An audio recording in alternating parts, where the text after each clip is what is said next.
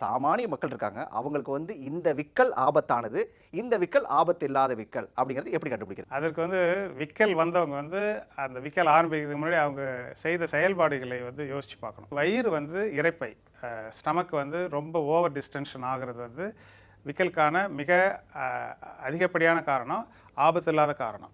அப்படி வந்து அவங்க உணவு இல்ல வாழ்க்கை முறைகள்ல வந்து அது வர வைக்கிறதுக்கான ஒரு பிரிசிபிடன்ட் ஒரு காரணிய வந்து அவங்க செஞ்சிருந்தாங்கன்னாக்கா, அந்த விக்கலுக்கு பயப்பட வேண்டாம். அதுக்கு வந்து சாதாரண மருத்துவ சிகிச்சைகள் வந்து கேஸ்ட்ரைட்டிஸ்க்கான ட்ரீட்மெண்ட்ல சரியாயிடும்.